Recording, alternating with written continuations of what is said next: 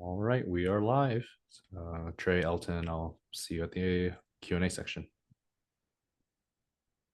Fantastic. All right, let me organize my screen a little bit. But hey, good evening. Welcome. Excited to have Trey Moore from Northeastern come on with us tonight. Tonight, if you're on the East Coast, and also tonight if you're on the West Coast. So glad to have everybody on. And um, once again, we have a Q&A box at the bottom. So go ahead and post whatever questions you'd like at any point in our conversation. And so if you're familiar with our interviews, and my trusted colleague Anthony will come back on a little bit later to go through all of our questions and make sure Trey has the opportunity to answer everything for everybody as much as we can. So, but excited to have Trey on. And why, if I may ask, how about that? Would you please go to the chat and let us know where you are calling in from? So we've always had people, students, parents, even counselors who've um, who've been calling in from all over the United States, many from different parts of the world. So if you can go ahead and go into the chat and just post real quick where you're calling in from, this way Trey knows clearly what part of the world he's speaking to. And if nobody comments, then Trey, you're just speaking to me. So all right. Speaking to somebody. Indeed, indeed. All right, fantastic. So, Trey, let me give you an opportunity to introduce yourself. But yeah, Trey, if you don't mind, please tell us a little bit more about a little bit about your role at Northeastern, perhaps a little bit about your history of admissions, because you are a bit of an admissions lifer. I don't know if that's a bad thing or a good thing, but tell us a little bit about your story, Trey. No problem. No, I think it's a good thing. Good evening, everybody. Pleased to speak to you all. My name is Trey Moore, and I currently serve as the Director of Admissions Engagement at the University of Northeastern here in Boston, Massachusetts. What that typically means is I handle all front-facing aspects of the admissions office. So the visitor center, our events, our tour guides, our tours. I handle all of that, as well as our engagements with counselors and CBOs and things of that nature. So that is the main purview that I have. Plus my recruitment territories, I recruit central Massachusetts, and then out on the West Coast, the South Bay area. So San Mateo and Santa Clara County, the city of San Jose, and I help out with our team in Oakland with some recruitment in the Oakland area as well. Um, Regarding my journey, yes, I am an admissions lifer. I like to tell people I got the start. I got the itch as an undergraduate. So I started off at the University of Oklahoma. I'm from the great state of Oklahoma. I'm not a native New Englander. And so as an undergrad, I worked in our admissions office. I was a student intern for our multicultural recruitment program, and so I worked there for throughout my time as an undergrad. And then after I graduated, I decided to get my master's in adult and higher education. Right before I graduated, I got a job at the recruitment office at the University of Oklahoma. And so I was there for about 14 years. And through that time, I'd worked in a myriad of offices on our Tulsa campus as well as Norman. And then after 14 years there, I decided to make a change. So I went out to California, moved out to Oakland, and I worked at UC Berkeley for about 4 years. I was out there and thoroughly enjoyed my time at Oakland. It was the first time I ever lived outside the state of Oklahoma. So that's why I truly say that's where I truly grew up. But after from my time there, I stayed there, and then from there I came out here to Massachusetts. So I worked at a small engineering college here in Worcester before coming to Northeastern. So it'll be a year at Northeastern this October. So yeah, thoroughly enjoyed my time in admissions. I love admissions work. I love working with students. I've been in admissions at so long. Some of the students I first recruited have PhDs and multiple degrees and things like that. So it's always fun and cool to see them, to catch up with them, and just see all the good things you get to do as an admissions counselor, and see all the lives you get to change and the families trajectories you get to change and things like that. So that's the main reason why I'm still here. That's awesome, Trey. Thank you so much. And the counselors on this call will know WPI for sure. So Mhm. not to, but as it relates to, I mean, I normally I've been beginning with this question for a lot of our interviews, but what's been some of the biggest changes that have been happening? And I think, even though you're only been at Northeastern for a year, certainly I think you can probably get a sense of the progression of changes that have happened in Northeastern and admissions.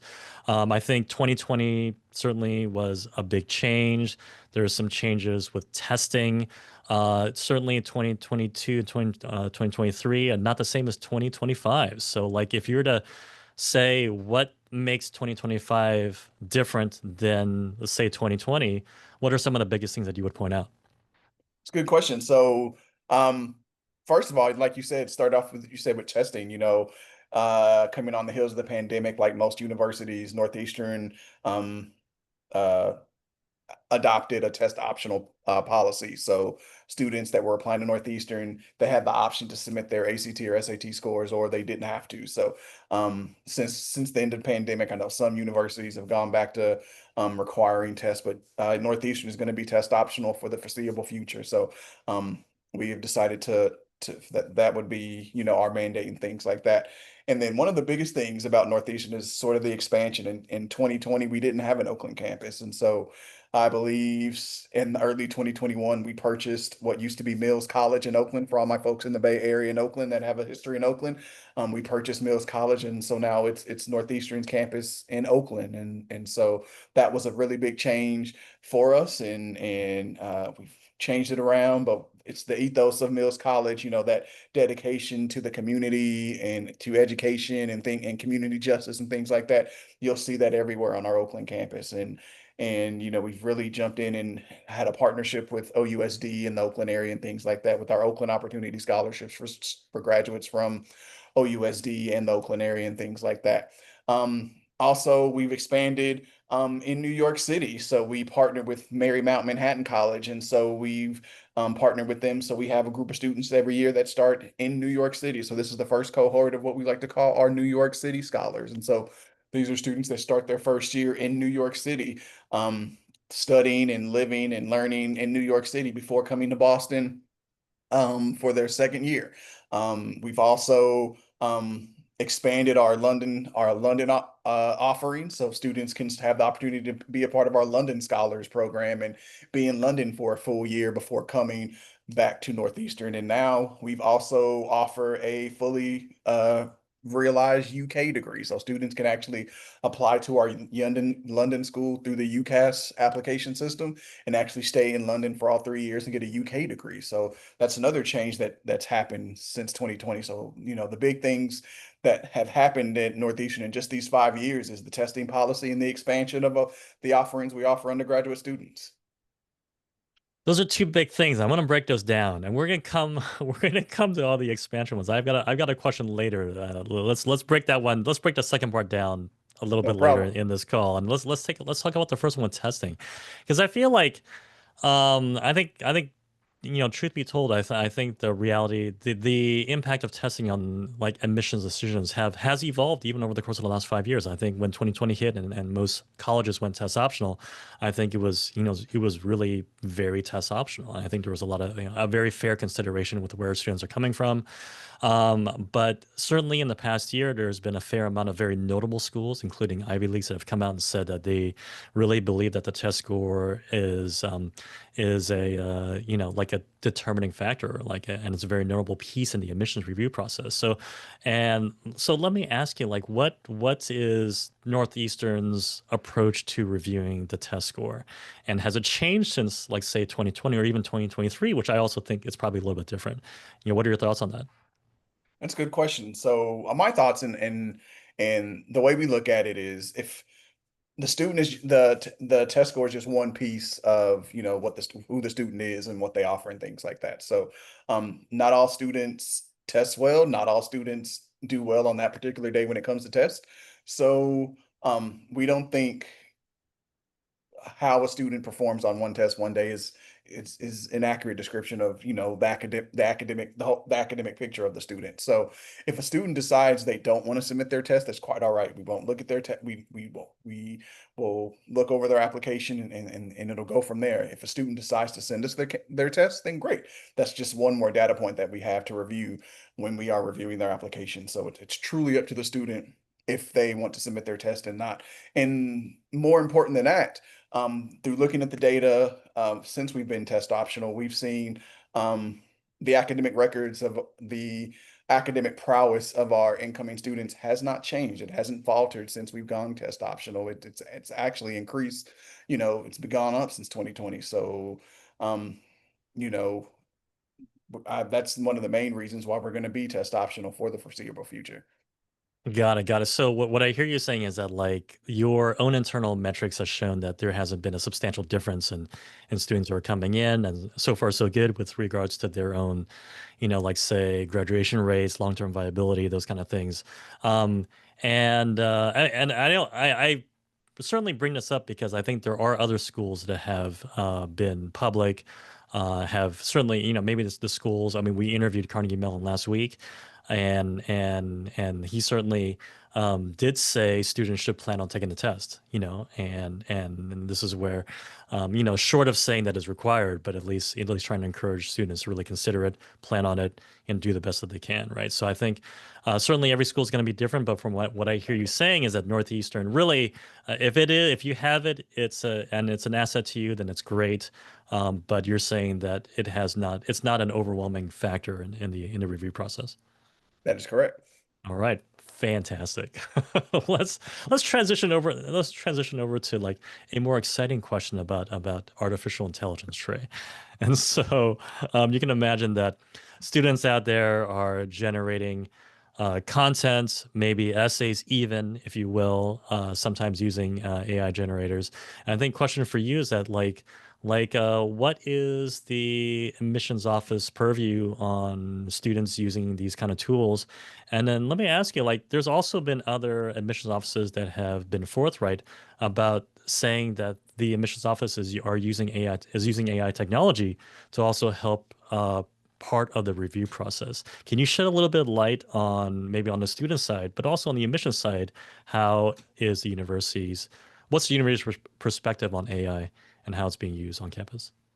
That is a good question. Northeastern, being the type of university that it is, where it is in Boston, one of the technological hubs in the northeastern United States. You know, we've sort of embraced AI. I mean, we're one of the first universities to offer graduate degrees in artificial intelligence and things like that. And professors use AI, and we realize students use AI to assist them with, doing their papers and things like that. So, we take the sense that AI is a tool, but it shouldn't be the only tool in a student's repertoire. So, it would be silly of us to think that students aren't using AI to help them with, you know, their essays and things like that. And so when it comes to the way we review the application and things like that, we don't we don't expect a student to just fully copy and paste an essay from ChatGPT or Claude AI or things like that. So, and you can normally tell when a student has done that, and that application didn't look too favorably upon, if I do say so myself. But we encourage students, if you're comfortable using AI, we understand that students, it's built into the fabric of who these students are. They grew up on the internet and using things like YouTube and things like that to help them with their academic lesson plan and things like that. So it would only be natural that they use AI to help them with their work when it comes to school and when it comes to applying to colleges and things like that. So we look at it as it being a tool, but we don't expect the student to just fully rely on AI when they're completing their application and things like that. When you say something if it looks like a student has used AI for an essay and you don't look too favorably on that, like are you saying that from an admissions reader's perspective, there's a sense where it's sort of automatically written off, or it's just it automatically sort of taints the review? Can you give a little bit of color about what that means? Sure. So when it comes to the application, when it comes to a holistic application process, we're looking everything that the students sends us is is sort of, painting a picture of who they are as a student, because we don't have the opportunity to interview students. So, your transcript says something about you, the extracurricular activity says something about you, the sports or things that you play when you're outside says something about you, whether you work after school says something about you. And so if you were to just wholeheartedly copy and paste an essay from ChatGPT and use it as your essay, that also says something about you as well. And so it might say something like, this student, they might not be as serious when it comes to their academics as the student over here. So that's what I mean when, if a student does just copy and paste an essay from ChatGPT, that says something, about the student's work ethic when we're reviewing the application. Got it, got it. Okay, and then with regards to the admissions office, how is the admissions office implementing like AI technology in the review process? Um, I wouldn't say I'm not. I wouldn't be the person to ask that question to. They're we're not wholeheartedly using AI within the review process. It's still run by us in the office and our external readers and things like that. We use like CRMs like Slate and Salesforce and things like that to help run our review process. We haven't quite adapted to to implementing AI in the admissions review process, but I can see down the line with the way AI is going. I wouldn't be shocked if 5 years, a lot more universities would be using AI during the application review process. But as of right Hmm. now, we're not using it at this point. Okay, got it, got it, got it. Okay, let's transition over to the expansion topics that you were talking about earlier. Especially with a lot of the extension campuses that Northeastern has been, acquiring and integrating into their ecosystem. And there, I'd love to hear a little bit about like what role. Like NUN would be one of the programs that also represents the study abroad programs, the global scholars programs. Like, how is that factored into the overall admission strategy? Like, and I would say just a very this is not hard numbers because this is obviously on our end, we're working with like like around maybe up to around 400 students a year. Like we see a fair amount of students applying across the United States. So we see a fair amount of students applying to Northeastern, getting in Northeastern. I would say even on our end, we see a fair amount of our California-based students who are being offered like NUN. Like how is NUN and the Global Scholars Program sort of being like how does it work in the overall admission strategy? Awesome. So that is an excellent question. It's one of the big things we're known for with that and co-op. So the way it's factored in is it's a unique experience that a lot of schools simply don't have the chance to offer. And it's an excellent unique offering for students during that first year. And it provides, a global experience that a lot of students don't get to experience until they're later on in college. And so um and nowadays in the 21st century, students are competing globally for jobs. So, when you're out there, when you've graduated and you're looking for a job, they're looking for that global experience and things like that. And what we're finding is, through our, global network programs and our international co-ops and things like that, our students are what we're hearing back from those companies that hire Northeastern students, they are very impressed in the types of experiences that our students have as early as their first year at Northeastern, whether that be through NUN or the London Scholars or things like that. So we believe it gives our students a leg up with other students from other universities across the United States. And so when it comes to those things, we really try to take the students' wishes when it comes to, if a student is going to be offered in UN or London Scholars or things like that. So on the application, as well as what, in addition to all the basic academic and personal information you put on the application, you put your top three choices of where you could see yourself your first year. So, your first choice could be Oakland. Second choice could be London. Third choice could be Boston. So we try to take those choices into consideration when we're reviewing an application as well. But the main reason we have the global network programs, it's an opportunity to give the students a unique academic and global experience that they simply don't have the opportunity to partake in at another university. I want to, certainly vouch for the program in a sense where like I think I mean, our we've had students go to one semester in London, 1 year in London, one semester in Greece when that was available. We've had students begin at Mills. I think the overwhelming experience from our students has been super positive. So I just want to, like credit Northeastern for really doing their best to really create a viable, if not thriving, educational experience. But I do want to also note that I think for a lot of our students, it's the overwhelming majority of offers are on one of those programs, and so and then even though they might select Boston as their first choice. I would say we definitely get some, but I would say it's definitely a minority. So are you able to shed any light on how those programs function in the admissions process? When you say how they function, like how selections are made, is that what you're really asking? Sure. Yeah, yeah. Okay. That'd be a good way to frame it. Thanks, Trey. I So, appreciate What gotcha. Thanks, man. So, overwhelmingly, the majority of students select Boston. I think, we Uh, probably see 80 to 80, 85 to 89% of students that are applying to Northeastern put that first choice as Boston. So the vast majority of students put that first choice in Boston.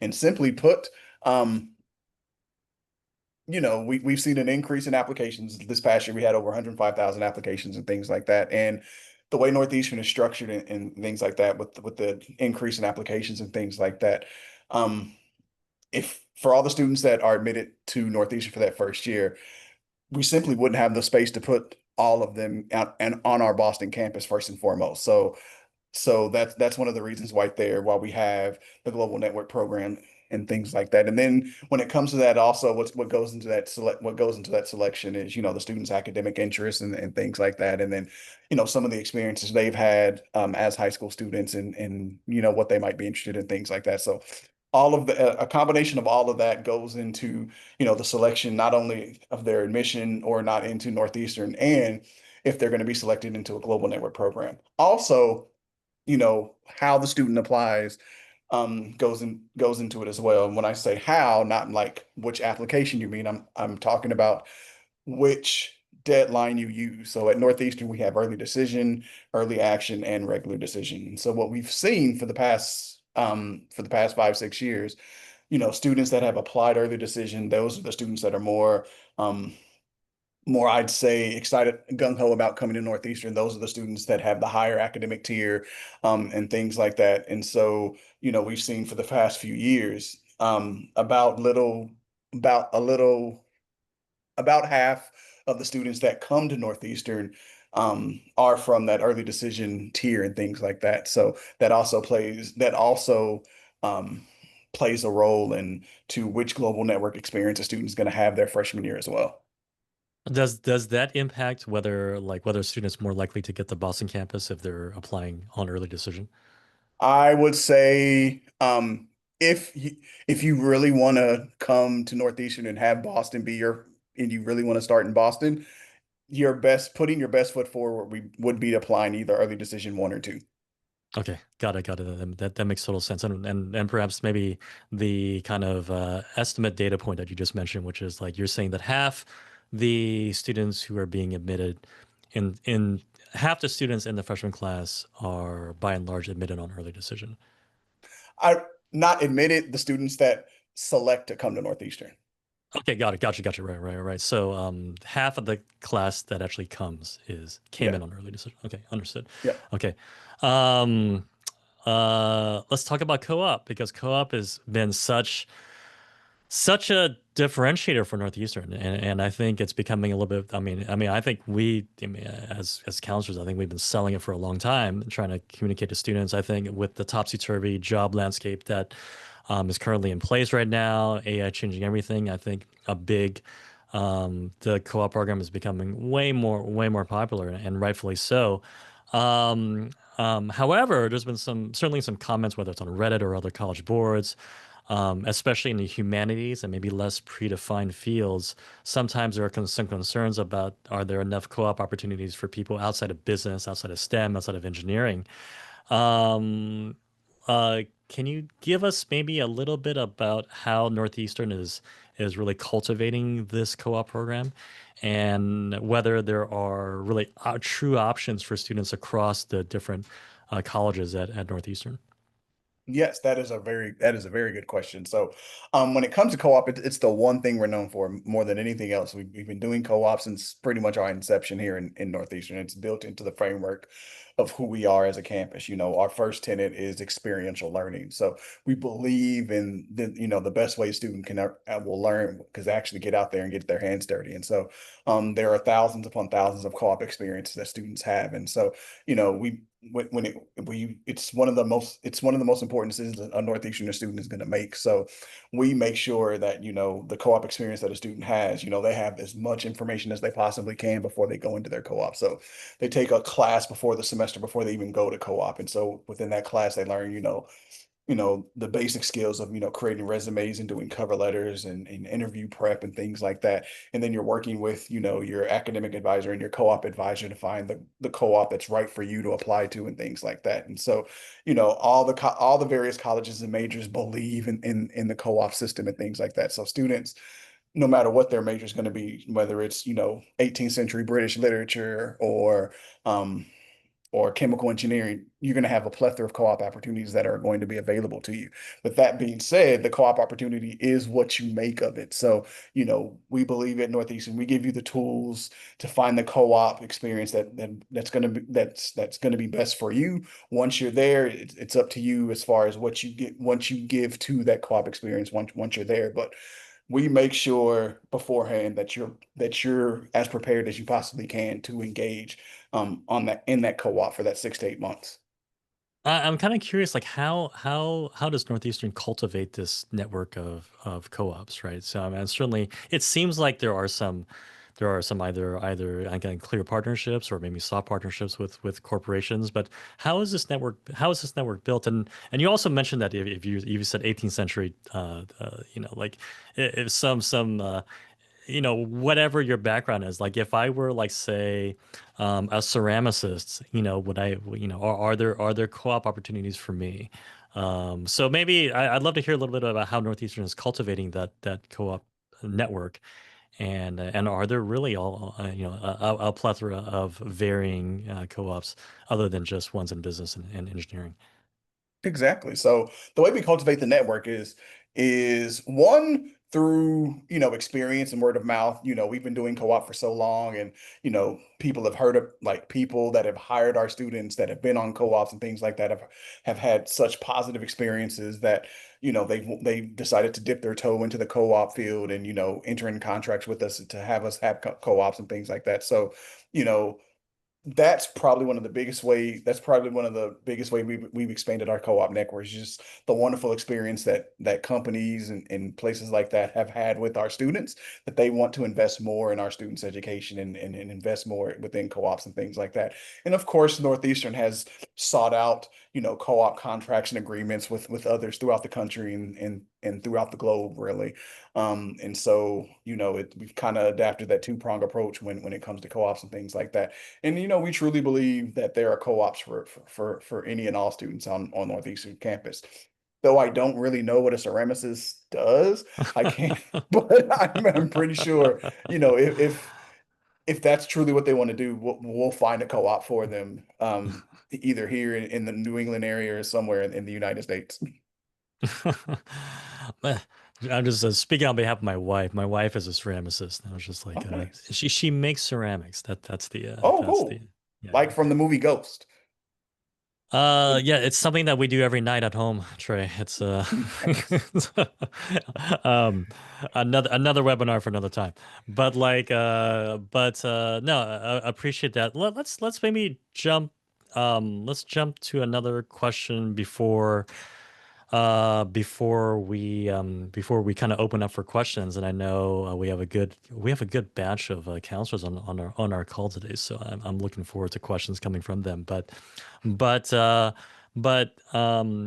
Northeastern has historically been this a very career oriented, has had this career oriented approach to education. I think the co-op program is no question our pride and joy, and rightfully so, and something that we as counselors, I think certainly have been promoting to families and students. But if I'm interested in like pursuing a master's or a PhD program, certainly I might still want to do some form of research. Northeastern doesn't automatically come up when I think about like like say a Johns Hopkins or University of Michigan or other schools that are very, very tier one-ish when it comes to kind of research funding. Can I still pursue that at Northeastern? And what type of research innovations are happening there? That is a good question. Just like John Hopkins and things like that, we are a tier one research institution as well, and students can engage in research at all levels at Northeastern. So we have undergraduate students joining their professors and conducting research, and of course, professional degree students, so masters and PhD students and things like that, are engaging in wide variety of research and things like that.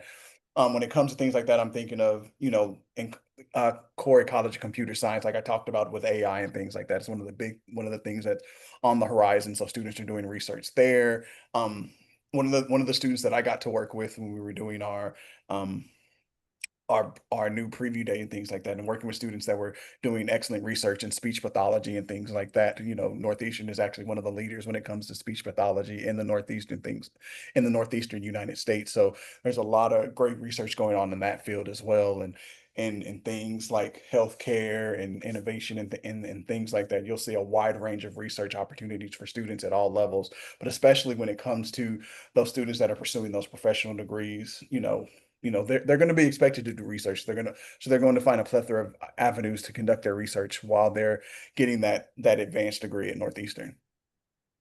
Got it, got it. Okay, so there are certainly opportunities to do research and to go a more academic route if that's what they choose. So That is okay, correct. sounds good. So maybe a last question before we go to questions is I mean certainly like we're working with an array of students who are applying to a host of colleges. I mean certainly co-op is important. I think that global experience is also I think does differentiate the experience for a lot of students. I think just practically working with students and families, I feel like they need to, on our end, they need to be kind of sold on the value of that experience. And I think many do, and I think they overwhelmingly have a good experience. But like as students are considering the myriad of schools that they want to apply to, what else are we missing as far as what really makes Northeastern special? And you think really is a good fit for them? And certainly, not every school is a good fit for everybody. But what's the one thing that students overlook, as it relates to Northeastern? I would say one thing they overlook is, I would say, just the process of the experience of experiential learning. So what we truly believe here at Northeastern is students learn best by doing, and that can be a wide range of things. It's not just co-op. It's the extracurricular activities that you're getting involved in. It's the research opportunities that you can get involved in. The work that you're doing on the campus that you find yourself in. All of our campuses just happen to be in urban areas. So there's a plethora of opportunities for students to get involved in whatever campus that is, whether that be London, New York City, Oakland, or Boston. So we truly believe that if you want to get a lot more out of your collegiate experience, if you want a lot more than just having the professor sit there and talk at you for an hour, if you actually want to put into practice what you're learning in your classrooms and in your labs and things like that, the Northeastern is going to be a place that you're going to want to consider. I said this was the last question, but I got one more because I feel like I mean we got this question a lot the last couple years from students and parents, and I kind of want to have it recorded so I can send them this video when it's but I think invariably there's going to be a good number of our students who are admitted to like the Oakland campus or specifically the London campus for either a semester or a full year. Can you get into some specifics of like what makes each of those programs advantageous for students to want to commit either up to a semester or a year or two? Because I think for them, they feel like it's like, oh, I don't get to go to Boston. Oh, I'm going to like a second-rate campus or a second-rate college experience, and it feels like, or they feel like they're going to be disconnected from like if they go, maybe they start in Boston on the start of their second year, they feel like they're going to be disconnected from the rest of the campus community if they go to London or go to the Oakland campus for a year. Can you kind of get into specifics about both of those campuses? What makes them, like a really good option, and perhaps how a student might see the totality of their 4 years with maybe starting their first year at one of those campuses? That is a really good question. So what sets those what that's an Thanks, excellent Trey. question. Thanks, Trey. I appreciate it. What sets those campuses apart is the wonderful experiences that you're going to be able to engage in while you're there. So if you go to New York City or London or Oakland for your first year, you're not just going there by yourself. There's if you're in London or New York City, there's probably 12 to 1400 students that are going to be there with you. For Oakland, there's going to probably be 900 to 1,000 students that are going to be there with you. So you're not going to be there by yourself. You're going to have a wonderful experience with your cohort of students that are going to be there. And so one of the favorite things I like to talk about is I have a kid I've worked with who works in our office. He was from a small town right outside, well, a suburb of Chicago and things like that. And he never left the United States. And he got into our London Scholars Program for his first year. And while he was in London, he absolutely loved it. He visited 27 countries in Europe in his first year alone, just being in London. So those are the experience. He never would have thought of, leaving the country if not for being a part of the London Scholars his first year. So there's going to be truly a lot of unique experiences that you're going to be able to experience your first year there. And you're still going to be able to go to Boston. You're going to be in Boston your second year, your third year, your fourth year. So you're going to get 3 years on the Boston campus. It's just that first year you got to spend in another country or in another part of the United States. And when you get to Boston, it's not just you, it's going to be your entire cohort is going to be there with you. There's going to be housing options for your cohort and things like that. And everybody else is going to be on the Boston campus.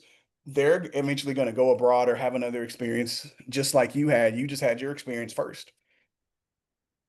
And as I invite Anthony back on with us to kind of come through some of the questions, if I'm offered London, can I ask for a change to Oakland? Or if I'm offered Oakland, can I ask for a change to London? Typically, no. It would have Okay. to be extreme circumstances as to like why you're not able to go on your admitted experience. Mm-hmm, mm-hmm. Before I hand it off to Anthony, I just want to say that we actually did a webinar episode with like three Northeastern students. At that time, Greece was an option, and they did the 1 semester in Greece, and they felt like the experience was just overwhelmingly positive, and there's a certain sense of camaraderie, tightness, community that they developed with that Hmm. cohort to where it was very strong, and it helped them because everybody is out of their comfort zone. Everyone has to rely on each other. They come back Yep, to Boston on their second year or the second semester, and there's an automatic sense of community with at least with that cohort as they begin to correct. branch out with the rest of their college time at Northeastern. So I mean, even from our experience, it's been overwhelmingly positive from these students. So yeah. Couldn't have I said don't it mean better to. myself. I don't mean to do your job, Trey. But I just Hey, thought I'd hey, mention that. no problem. Thank you. I All appreciate right. it. If you don't mind, go ahead. If you have questions, feel free to post them in Q&A, and then Anthony will get through them and we'll discuss. So Anthony. Yeah, I've got some kind of natural continuations of the kind of different options that students have in terms of the different campuses. Mhm. Some families are wondering, like, are any of these programs potentially going to become 4-year options as well in the near future, or is that an option now for students? And also, just like, what percentage of students are going to be at these different programs before coming to the main campus for the second year? That's a good question. So, for most of the programs, like for NUN's always going to be only 1 semester. London Scholars is always going to be 1 year. Um, New York City Scholars, this is our first year, but I don't think there are any plans to expand that to a 4-year program anytime soon. Um, Oakland, we're adding more 4-year experiences, yearly to that program and things like that. So there are some majors that students have the option to stay in Oakland all 4 years if they so choose. Right now, at this time, we've seen that most students that when, even the students that start off in Oakland, they want that Boston experience and things like that. So after that first year, the vast majority of them elect to go to Boston that second year and things like that. Mhm. Are And then you what was the able second? to? Oh, go. Sorry, go ahead. What was the second half of that question? People were wondering like what percentage of students are starting at these other programs.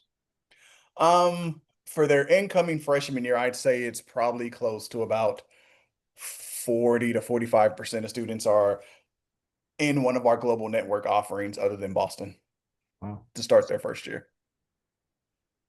Are Elton, you able to share or articulate like what is Northeastern's like strategy with some of these extension campuses? I mean, it sounds like maybe Oakland might turn into a 4-year campus experience. It seems like London, you mentioned earlier that you can apply into the London campus on UCAS and basically get a UK degree through the London campus. It seems like there is a kind of a clear strategy to expand the Northeastern footprint. Are you able to shed any light on that and what Northeastern's trying to do? Um, I would say that would probably be a question to ask my supervisor, our dean of admission and things like that. So that's more of a question on her pay grade.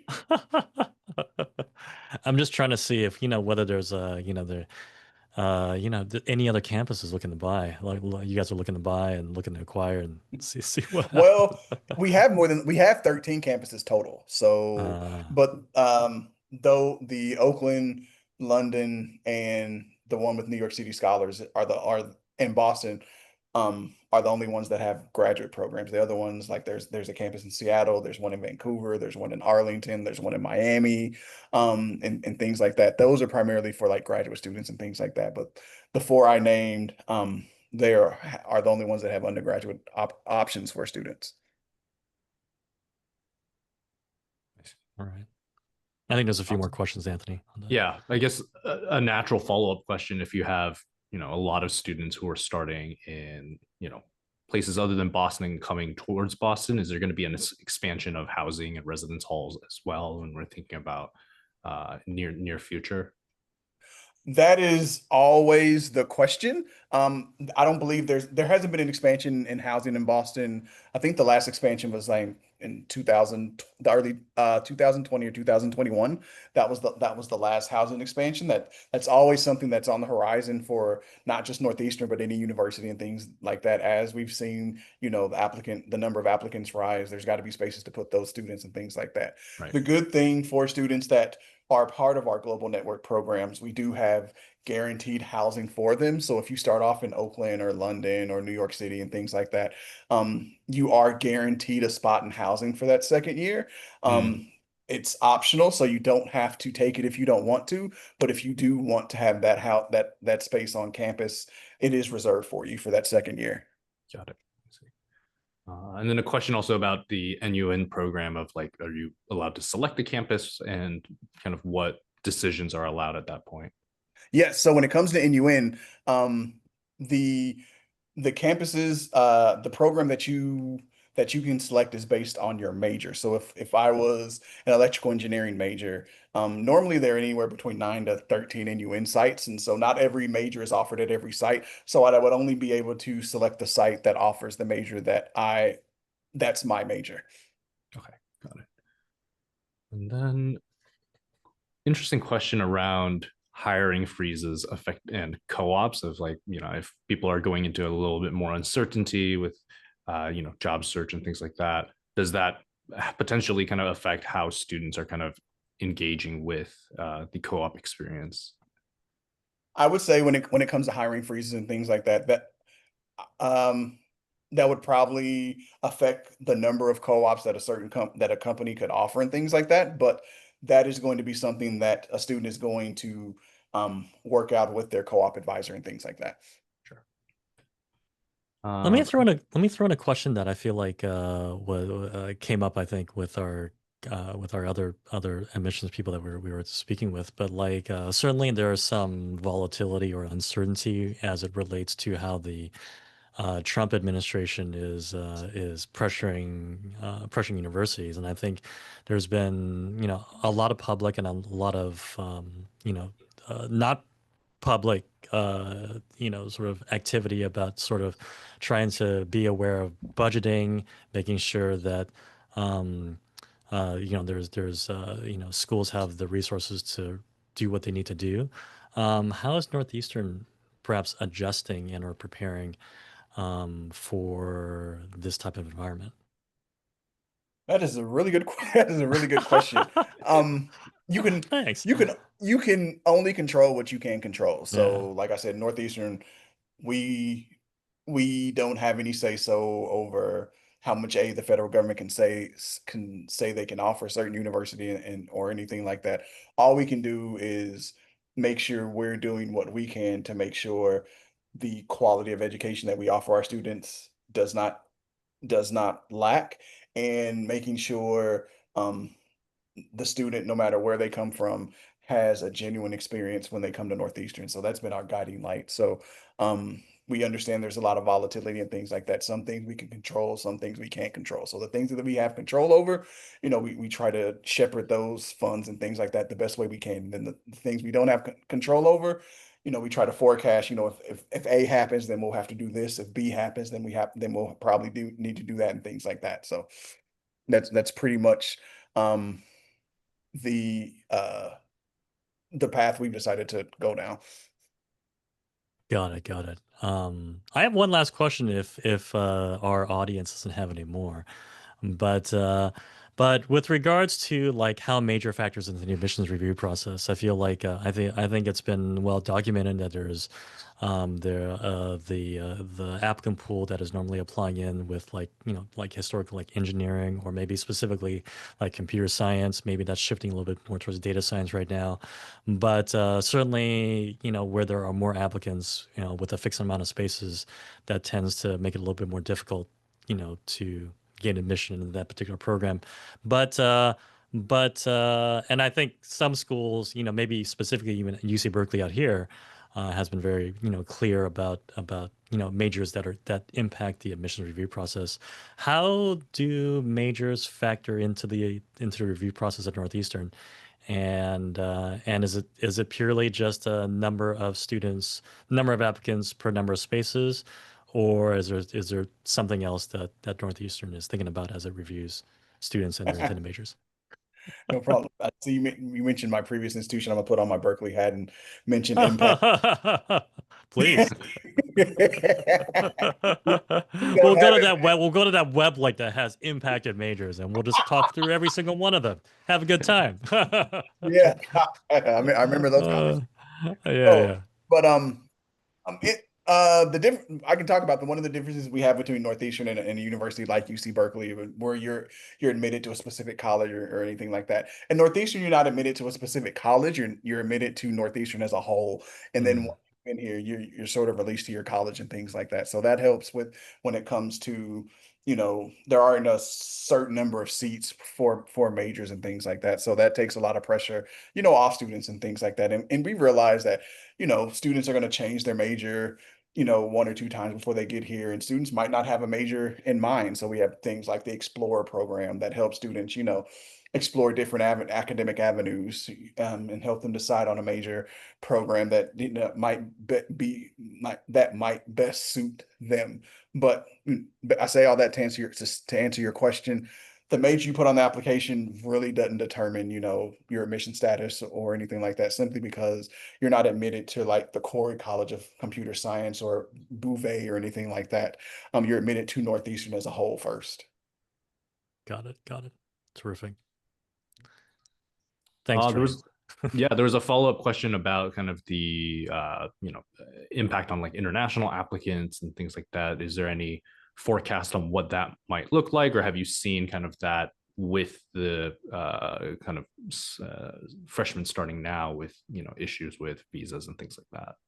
We have seen issues with that. A lot of people might not know this, but Northeastern has the second highest number of international students out of any university in the United States. So, with the new administration and things like that, we've seen delays when it comes to students being able to get their visa and things like that. So we've contacted students and offered different options and things of like nature. So, one of the options we offered for students that have been having difficulty securing visas, We've given them an option to start in the spring semester instead of the fall semester if they've had difficulty getting their visa and things like that. So we realize, students are running into issues that are not of their own making.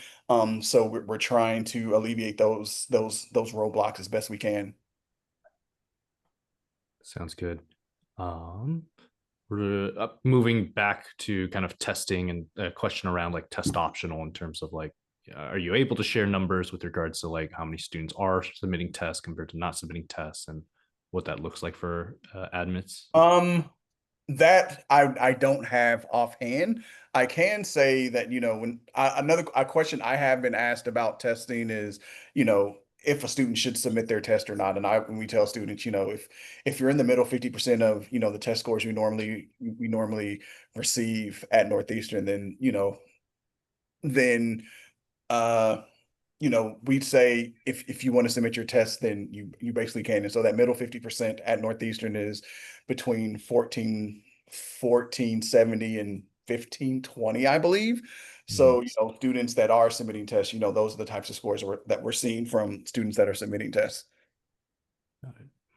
And then one last question, but I'm going to add on because I think it's also just it'd be good to just get a breakdown of all the options for freshmen who are going to be applying. Of if an applicant chooses that, hey, they only want to look at the Boston campus, are they allowed to do that, or could they also be assigned to somewhere else? And then I think, yeah, just for clarity's sake, I think it'd be helpful just to break down like all possible options that students can opt in or not choose. Good. That is a really good question. So the options that you have Boston, you have London, you have Boston, you have the London Scholars, you have the UK degree, you have the NUN program, you have New York City Scholars, and you have Oakland Scholars. So you have 6 options that are available to you. In the application, you can put your top 3. So we have seen students that put like you also have the ability to put any. So we've seen students that have put Boston as their first choice and then any as their second and third choice. I see. Okay. So you have that option to do that as well. Got it. All right. And also, I've rarely seen, well, I haven't because I've only been there a year, but a student 99 out of 100 times is going to be offered one of their 3 options. You rarely see someone that puts Boston, Oakland, and London, and they're not giving any one of those 3. I see. I guess this is the last call for questions. I think I've gone through everything. I'm going to double check, but. All right. It's fantastic. I think for the East Coasters, we get a few minutes off early. West Coasters get to go have dinner. So, hey Trey, really appreciate you taking the time to come on with us. I know that there's a good batch of my counseling colleagues who are on this call, so I appreciate the questions from all of you as well. And so, but Trey, thank you so much for taking some time. And hopefully we had enough probing questions to kind of get you get you talking well. And but just appreciate your time, what you're offering, how you're sharing sort of the the benefits and beauty of Northeastern. So appreciate your time, Trey. Thank you so much. No problem. Thank you for the opportunity. And if anyone ever has any questions, feel free to contact me, especially counselors. All right. Thanks everybody. Trey, do you want to put your email on the chat? Yep, I will do that right now. Do I just send it to everyone? Please. Yeah, that should be fine. You can change the setting there. All right. Give Trey an opportunity to post that. All right, Good. fantastic. And then we will need to close the call soon after. So go ahead and copy and paste that. And then thanks again, Trey.